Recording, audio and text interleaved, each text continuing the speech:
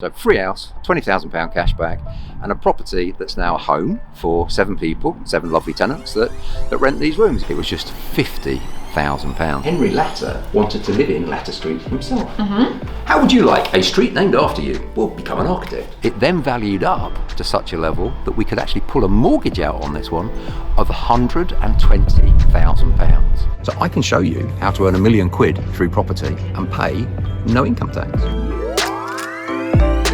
Welcome to this week's edition of Money Matters, because after all, money does matter. What I want to do today with you is a bit of a trip down memory lane. So I want to talk about my first ever property. I want to show you some of my properties, but to be honest, I need a time machine and a spaceship to show you all of my properties, because I'm here in Yorkshire, I've got properties in Scotland and whatever. So we're going to go and see a few, and then we're going to come back to the studio and we're in, out, shake it all about. So here we go, we are ready to take a trip down memory lane, and what better way to do it than in our lovely UK.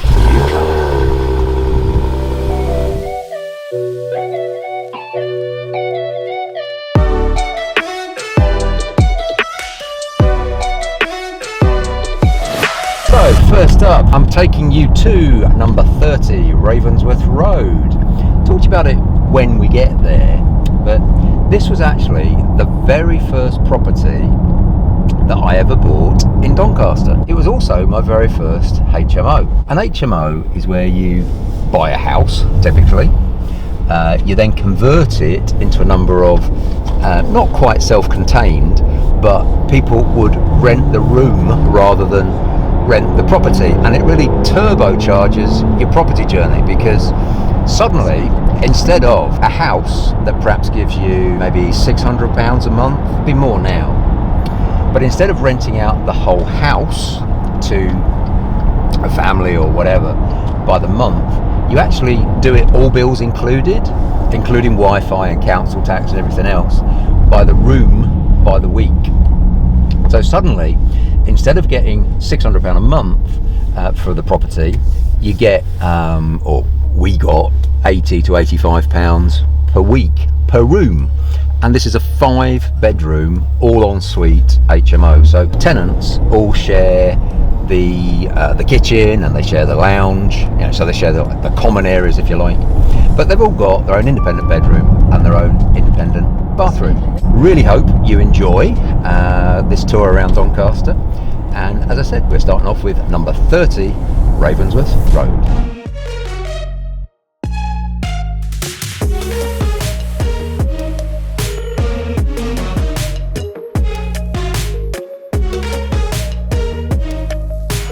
So as I was saying in the car, this is our first HMO here in Doncaster. I think you might be potentially interested to learn that we bought it with 100% finance. And people quite often say to me, you can't do it with 100% finance. Well, you can. I did. And I've done it many times since. I went along to a bridger, a guy called Neville, and he wanted to know that I had some property, a property portfolio, knew what I was doing. And he lent me 100% of the purchase price, and he lent me also 100% of the conversion cost, and he did it on a lease option. So I agreed to rent it off him, and the figures were he advanced me £80,000 to buy this house with, and a further £40,000 to convert it into a 5-bed all-ensuite HMO. This house rents for about £2,200 a month, because that's £85 times 5, because there's 5 bedrooms in here. So it's obviously a massive uplift. Now I've got to pay the bills and everything, so you don't make £2,000 a month, because you still got to pay a mortgage and everything else. But it is possible to buy property with none of your own money, because I used 100% finance to buy the property, and I then used 100% finance to develop the property. 5 years later, after I purchased it, someone came up from London and said, I really like that HMO, can I buy it off you? So I thought, well, why not? Because I bought the house for round numbers, £80,000. I'd converted the house for round numbers, £40,000. I then put a mortgage on it of, in the early days, it was £125,000. So that meant I was able to repay the guy that advanced me all the cash, which was fantastic, and have £5,000 spare. So I got this house, no money down, with £5,000 cash back. So don't know if you like the idea of free houses and £5,000 cash back. And roughly for the next 5 years, it would make me, after I paid for the maintenance and the running costs and electric and everything, it used to make me a clear profit of about £900 a month. And you might be thinking, well, why did you sell it, Paul? Well, I sold it because somebody offered me £168,000. So this one is a bit of a mix of strategies. It's a no money down, 100% finance, lease option, HMO that I've then sold. And I've reinvested that profit into further property projects. So it's still got fond memories. I like this one. So sad to see it go, but there's always the next one coming along, isn't there? So let's go and have a look at a few more of our property projects in and around these streets.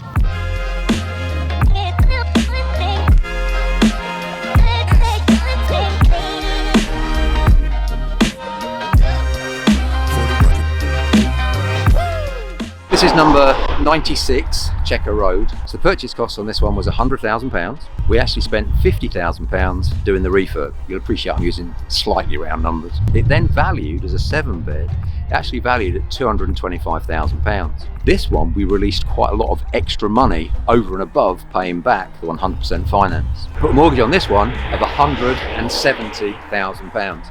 So this time we got a 7-bed plus £20,000 cash back. So free house, £20,000 cash back, and a property that's now a home for 7 people, 7 lovely tenants that rent these rooms. And because it's a 7-bed, it makes more money than Ravensworth, even though it's still an HMO. It clears around about 1,400, 1,450 each every single month. And if we go over the road, I want to show you something else.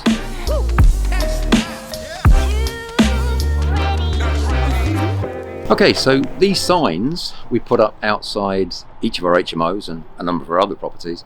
And as you can see, it just says, we buy houses, any condition, for cash, no agency fees, and then we just put the number, 07803 410 237. So why wouldn't you use your properties as your own advertising boards? Just a little extra tip for you. Okay, so we're going to take a short walk again. We're going to walk down this way. We're going to walk to Beachfield Road, where we've got 2 more properties. So we're going around the block, and I've got 4 properties in one block effectively. See you around there.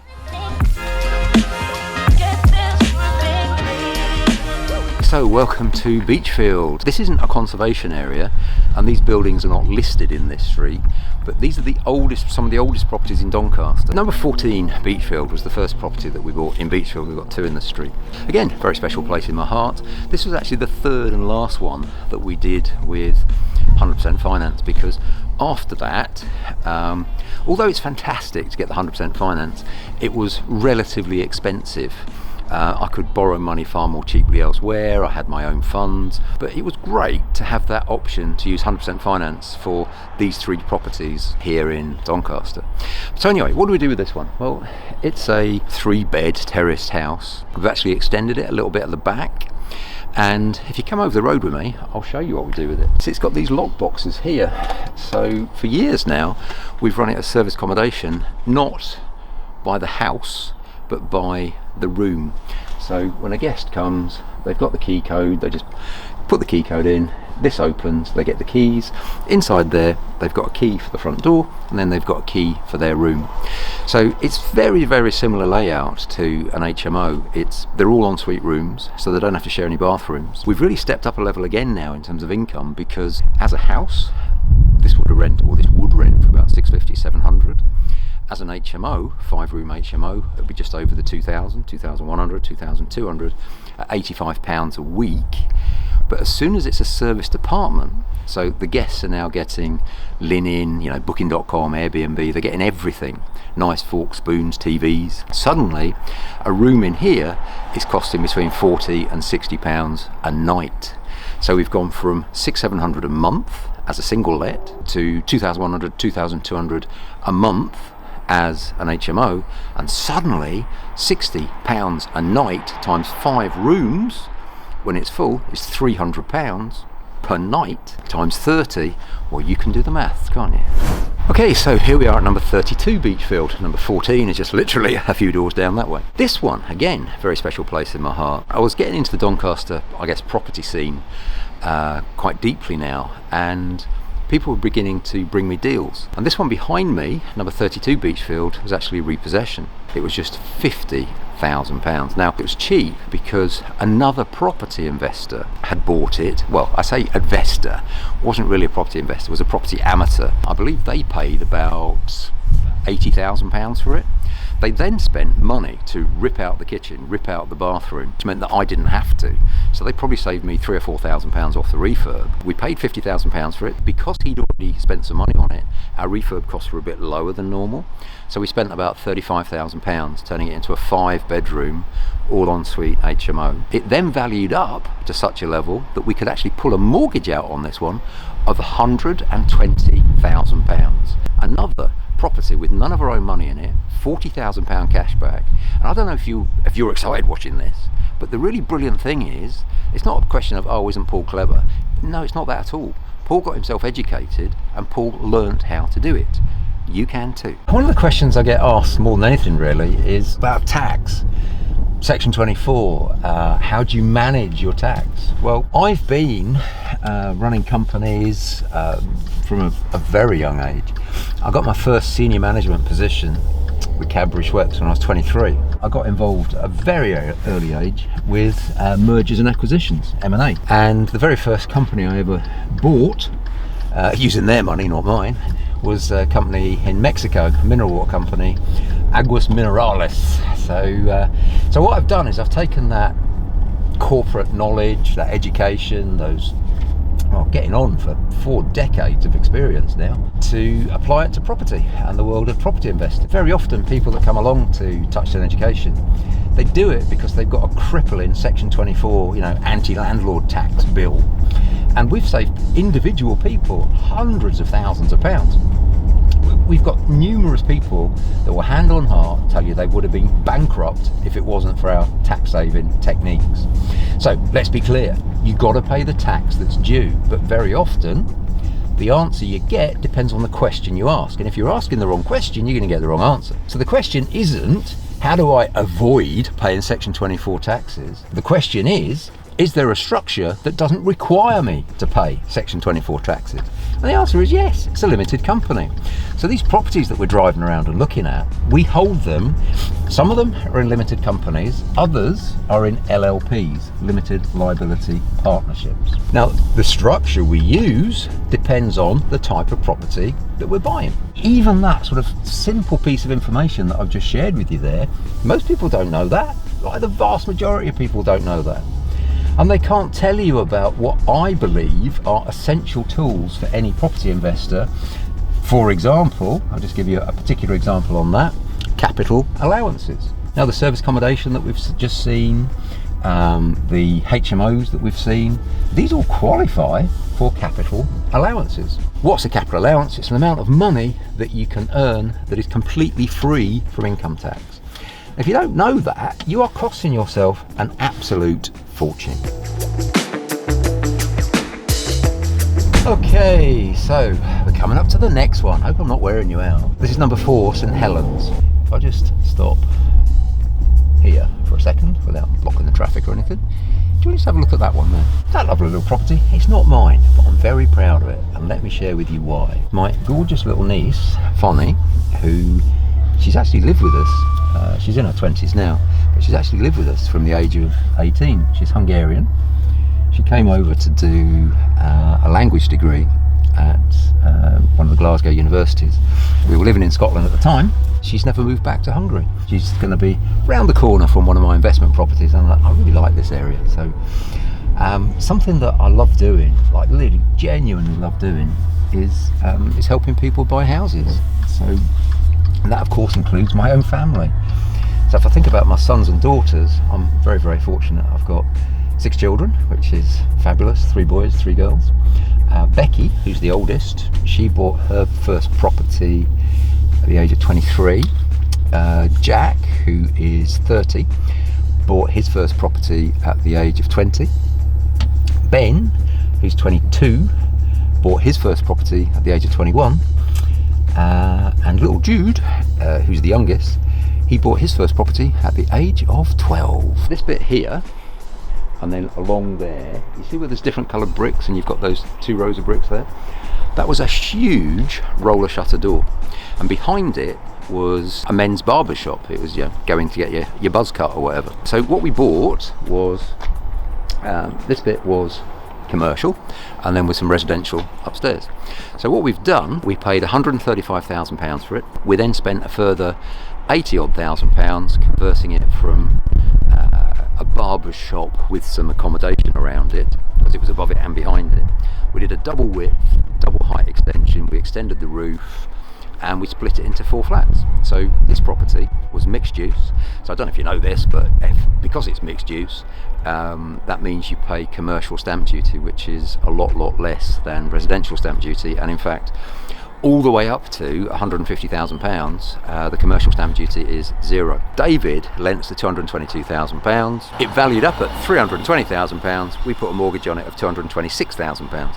So we gave him back his 222, and that left us with one building that's got 4 flats in it, but he didn't want any interest because he preferred something different. Would you rather get paid 6% interest or something, which is nice, but it's not life-changing really, is it?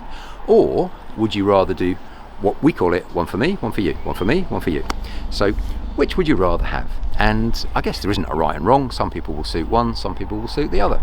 But what David preferred was that he would lend us the money to do this, and obviously he could take security, first charge, on the property because there's no bank. He is the bank effectively. And then as soon as we'd finished this one, we took his money and we did a very, very similar project for him. So he then ends up with property, with all of his money back out, a few £1,000s change, and lovely rent coming in every month. How do you know when you live in the dream? Well, you know you live in the dream when you're in heaven, don't you? So where are we now? Heaven's Way. This is where our newest office building is. We've sort of outgrown a couple of offices here in Doncaster, but this building, we needed it urgently because we had much bigger office team. We were serving many delegates, so here it is. It's that one there.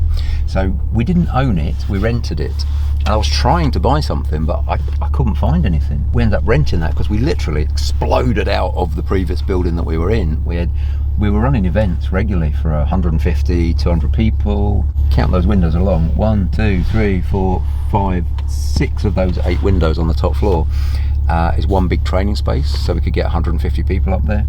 And then downstairs we had our estate agent, our letting agent, everything else. So functionally it worked well as a building, but the issue was we were paying rent. Now the rent on that building was £6,000 a month rent, something like that. Then over and above that we were paying about another £4,000 a month in business rates. So just for the sake of a figure, call it 10 grand a month occupancy cost in order to not buy a building. So how would you feel about that? You're burning 10 grand a month and you're not even buying the building. I found the office building that I'm about to drive you around to by accident. I was actually viewing a guy's house because we were moving the family to Doncaster, and I was viewing the guy's house, and he was quite a large guy, and when he opened the door, he said, "You're Paul Smith." And I said, "I thought, this can go 2 ways." I said, "I am. How do you know?"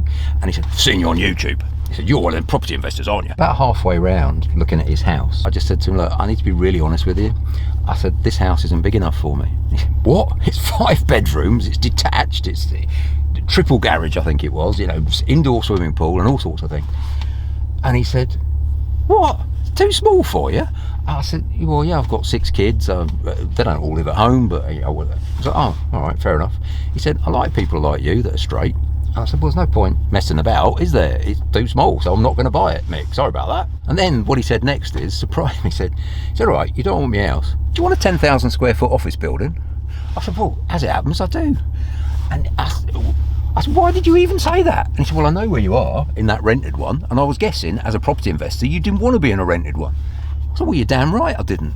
But, okay, so that's how I found the new one, and long story short, we eventually bought it. But I still had 4 years left to go on this lease. Now, the way commercial property works is if I moved out 4 years early, I've still got to pay that 10 grand a month for the next 4 years. How would you fancy that? So that's what even that would that be? That's £120,000 a year. That's £480,000. So I got on the blower to the landlord. I said, "Well, the thing is, Paul, I love being in your building, but I want to buy one. He said, well, good luck to you. How would it be if we have a little sit down and we come up with a way for you to let me out early? He said, yeah, no problem, just give me 480 grand. I said, whoa, no. How about if I find you another tenant? And how about if I find you a longer term tenant than me? So anyway, a couple of months later, I found him Schenk. Schenk are enormous German company. So my covenant is not bad as a company. You know, I've got pretty good credit rating. They ain't as good as a multi-billion pound or multi-billion euro German engineering giant. Happy days all around. Where there's a will, there's a way. All right, surprise special bit edition of Money Matters. Ask Paul anything. This is Emily. Emily, how are you doing? I'm wonderful, thank you, Paul. Emily is our marketing director, and Emily is very interested in property. So she's got in her hand a list of some of my properties. And I don't know what she's going to ask me, but she's going to ask me stuff about various properties. So, Emily, what do you want to know? I want to know, number 14 Chelmsford Drive, how much did you buy it for? Oh my God, £85,000. Whoa, okay. Number 81 Queen Street, Filey, what is it? What is it? 80, that's a very good point. So we've got number 81 Queen Street, number 83 Queen Street. 81 Queen Street is a 4-bedroom house that we use as serviced accommodation. Yeah, okay, yeah, perfect. Number 8 Meadowbank Street, what are you doing with it? Did you sell it? What strategy is it? That's a trick question. 8 and 10 Meadowbank Street are 1-bedroom flats. I was on a ski lift in France. The agent phoned me and said, do you want to buy a 3-bedroom flat in Meadowbank Street? And I said, you can't, Emily. I said, you can't. There aren't any. And the agent said, well, it's actually number 8 and number 10. I said, well, you fibbing to me. It's actually 2 properties, isn't it? And what they'd done is, the previous owners, they bought number 8, bought number 10, smacked a hole through the middle. So they were using it as a 3-bedroom flat. Oh my God. So I bought it for £33,000 on a ski lift in Chamonix. And I actually said to the agent, I said, I'm going to have to go now. And they said, why? I said, I'm getting off the ski lift. Oh my God, going downhill. I said, yeah, it's going to be a bit windy in a second, so I'm going to put you down. So I bought that for 33 grand. Agent just phoned me up and said, did you want it? I spent 58 to do the refurb. And then they valued it at £55,000 each. Whoa. So it's 110. So I put a mortgage on it of about 80. So got 2 flats, none of my own money, and a good chunk of change. Nice. Do you like that one? I do like that. I will have one of those, please. Go skiing more often. That's it, yeah. More snow. Okay, number 5 Latter Street. Okay, that's interesting as well. That's in a street in Dumbarton. It's called Latter Street because Henry Latter was an architect. Oh, okay. And he designed the whole street. All the other flats in the street are 2-bedroom flats. But Henry Latter wanted to live in Latter Street himself. How would you like a street named after you? Well, become an architect. Oh my God. So I bought this number 5 Latter Street, which was a 4-bedroom flat, which again was the only one in the street because that's where he lived. And it's absolutely drop dead gorgeous. Whoa. But the entire floor plate for the whole block, because this is on the 3rd floor, top floor, is for 2-bedroom flats. So what did I do? Converted it into 2 2-bedroom flats. Lovely. Made pots of money. That's what we like, that's what we want. Okay, number 84 Elm Green Lane. How long have you had that one for? Oh God. December 2020. Oh, so not ages. Okay. 3 months. Nice. Okay, newbie. Brilliant. 11 Butcher Street, Thurnscoe. What are you doing with that one? That's a rent to buy. Oh, okay, That was amazing. a cheap as chips rent to buy. Lovely, and local. So yes, local. So a farmer had bought this for his nephew to live in. Of course, nephew was going to sort himself out. He'd been a bit of a naughty boy. Anybody out there has been a bit of a naughty boy? A girl, I guess. So he bought this for this naughty boy, who I guess was it his sister's son or something. Anyway, so farmer was going to sort him out. So he gets this. It's a 2-bedroom house. Okay. Puts nephew in it. Yeah, that's right. That would be great, wouldn't it? Nephew. Yeah. Young lad. Yeah. And he goes to work on the farm. Okay, so 2 things now happen that the farmer doesn't like. Number 1, wild all-night parties. Doesn't come to work at the farm. Number 2, believe that you've just bought a property for one of your relatives to live in. What does he do? Smashes it up. Unbelievable. Oh my God. Yeah. So. And that is what you call a motivated buyer, motivated seller. So farmer starts putting this property back together. Boots the sorry sis, there's your son back. Boot straight out. You know, fairly straightforward Yorkshire farmer. Yeah. And starts doing the refurb. phones us and says, do you know what, I like being a farmer, I don't like being a landlord, do you want this property? So that property we bought for £39,995, so £5 less than the stamp duty threshold, so no stamp duty. We had to finish it off because we just needed to do some bits and pieces, like put a boiler in. So long story short, we spent £5,000 on it. So round numbers, all up for £45,000. We've now got a £53,000 mortgage on it. Lovely. Valued at 65. So we got a house, none of our own money in it. But this is interesting because this is a rent to buy. So I love it. And you know, so the tenant moves in, single mum, couple of kids. First thing she does, what does she do on my house, my rent to buy? Go on. Puts in a planning permission, and she's built an extension at my house. Oh my God, amazing. How would you like a tenant to build extensions at your house? I would. Definitely. Sweet, isn't it? Oh, absolutely. So what do you think of the idea of this property investing? Could it catch on? Oh, 100%. 100%. I've just got a feeling that it might go viral. Just got a feeling. I love it. Okay, McLachlan House. You said that roughly right. Did I say it? Roughly. It was a bit of a struggle. There's a lot of lacks in there. McLachlan. McLachlan, very good. McLachlan House. What is it? What are you doing with it? How much did you buy it for, and what are you doing with it? Oh, 7 questions at once. So I bought it for £195,000. We turned it into a service apartment. So it's a 4-bed. It's like a chalet bungalow. That's the word for it, isn't it? Okay. So it's a semi. It's got a big garage, big garden. Paid £195 for it. Very interestingly, a number of years after I bought it, because I've owned that one for 12 years, I think. The Royal Bank of Scotland phoned me up and said, Mr. Smith. I said, hello, who's this? They said, the Royal Bank of Scotland. I said, splendid, what do you want? They said, can we give you some money, please, sir? I said, what? All right. And they said, according to our postcode calculator thing, your house is worth an awful lot more than what you paid for it. So would you like to increase the mortgage? And I said, is the Pope Catholic? And they said, well, yeah. So I said, what's the process? They said, we just put money in your bank. They did a desktop valuation, transferred the money the same day. I didn't even know they could do that. Oh my God. Every day's a school day. So it's a service accommodation, so you know, by the night, whatever. So that one makes us about £2,500 a month. So about £30,000 a year. Nice. Okay, very, very nice.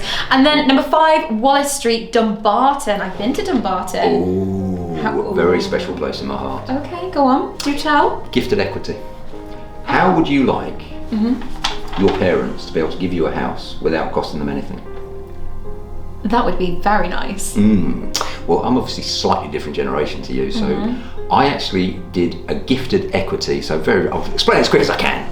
So Jack, who's now 30, my oldest son, when he was 20, so this was done in 2010, he found a flat, absolutely knackered, needed everything doing to it. Purchase price £50,000.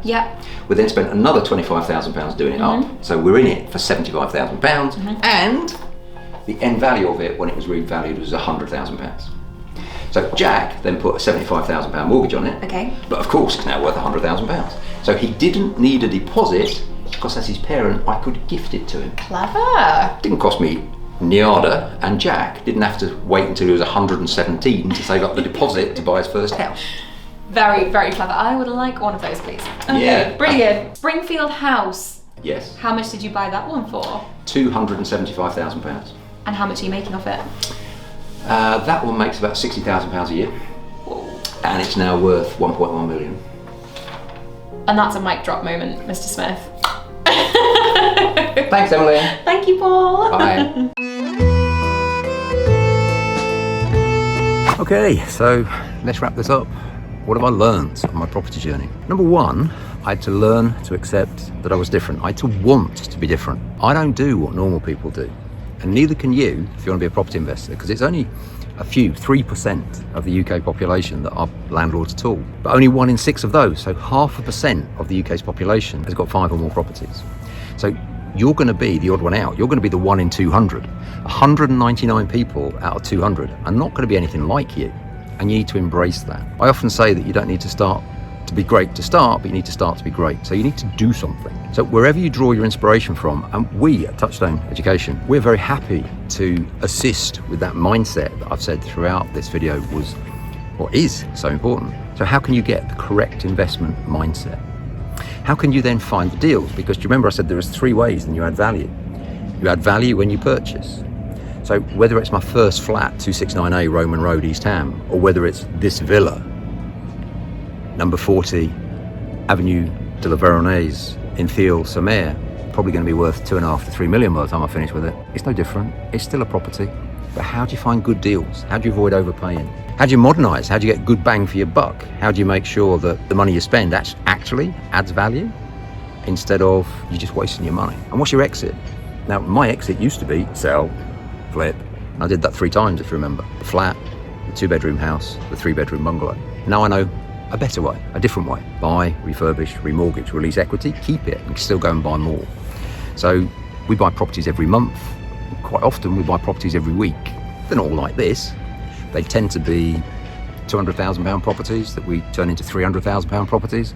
That's probably our trademark property deal. You need to get your head around how you add value in a cost-effective way. You also need to get your head around how you can keep much of what you earn. And it's really important that you understand the difference between tax management and tax evasion. Tax evasion is completely illegal. You can't do that. But there's many ways with property, and I gave you one example with capital allowances. I could give you more: pensions, pension contributions, there's loads. Do you buy a limited company, an LLP, or what do you do? Managing your tax efficiently is your absolute right. And I don't know if I've shocked anyone by saying that you can get €1 million in UK tax benefits, so not have to pay, completely legitimately not have to pay, up to the maximum is £1 million per person per year. So I can show you how to earn £1 million through property and pay no income tax. I can actually show you how to earn quite a lot more than that using other techniques. Do you want to start on this property journey that's going to make you wealthy through property or not? So I'm going to need to go now because Pierre, the guy that manages our swimming pool for us and other bits and pieces, has just arrived. But that is the gateway that you can walk through if you want. See you soon. Bye-bye.